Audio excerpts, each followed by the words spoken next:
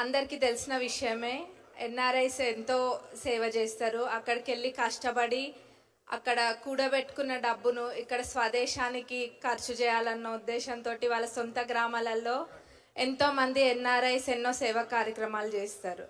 అట్లనే మా అత్తమ్మ వాళ్ళు కూడా ఎన్నో కార్యక్రమాలు చేసిండ్రు. అదే ఇన్స్పిరేషన్ తీసుకొని నేను కూడా తప్పకుండా చేస్తా. ఇంకా చాలా కొన్ని చోట్ల ఇంకా వెనుకబడి ఉన్నాయి కొన్ని ప్రాంతాలు. వాటన్నిటిని కూడా ఇప్పుడు కాంగ్రెస్ ప్రభుత్వం మేము తప్పకుండా మంచిగా చేస్తాం. అట్లనే ఎడ్యుకేషన్, హెల్త్ ఇవి చాలా ఇంపార్టెంట్. వీటిపైన ఫోకస్ చేస్తాం. మరి ఎన్ఆర్ఐస్ని తక్కువ అంచనా వేయద్దు. ఎన్ఆర్ఐస్ తలుచుకుంటే ఏమైనా చేస్తారు, అవునా? మరి నేను వచ్చి నెల రోజులే అయింది. అంటే మా అత్తమ్మ 6 నెలల నుంచి కష్టపడుతుండ్రు.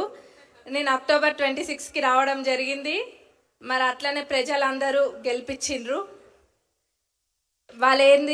వాళ్ళకి కావాల్సింది నమ్మకం, పనులు చేయడం. మనకి మంచి హృదయం ఉండి మనం సేవ చేయాలనుకుంటే ఎక్కడైనా రాణించవచ్చు అనడానికి నేనే ఉదాహరణ. ఎందుకంటే నేను వచ్చి నెల రోజులకే గెలిచిన కాబట్టి. మరి ఎన్ఆర్ఐస్ కూడా ఇంకా ఎవరికైనా రావాలన్న ఉద్దేశం ఉన్నా కానీ మీ అందరికీ ఒక బాట ఏర్పడ్డది. ఇంకా యూత్ కూడా తప్పకుండా కూడా అది చేసి చూపిస్తా. అది చూసి వేరే నియోజకవర్గాలలో ప్రెషర్ పెరిగే అంతగా మా నియోజకవర్గాన్ని ఒక రోల్ మోడల్గా తీర్చిదిద్దుతా. మళ్ళీ ఈ అవకాశం ఇచ్చినందుకు మళ్ళీ అందరికీ ఒకసారి నా ధన్యవాదాలు. Thank you.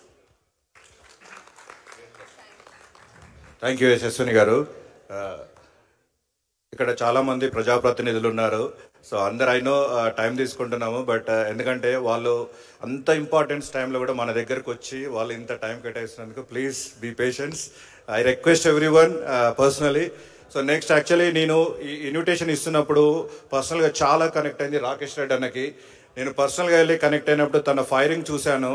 700 మంది అమ్మాయిలకు ఒక బాత్రూమే ఉంది అని చెప్పి తను ఫైట్ చేస్తున్న విధానం, తన వల్ల సమాజం మొత్తం తెలవడం, నిజంగా మన ప్రజాప్రతినిధులు ఇన్ని సంవత్సరాలు పాలిస్తున్న వాళ్ళు సిగ్గుపడాలి అని చెప్తున్నాను ధైర్యంగా.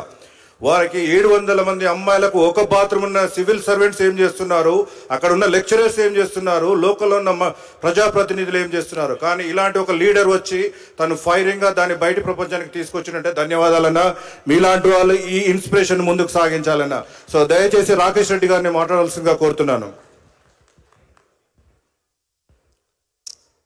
ఈరోజు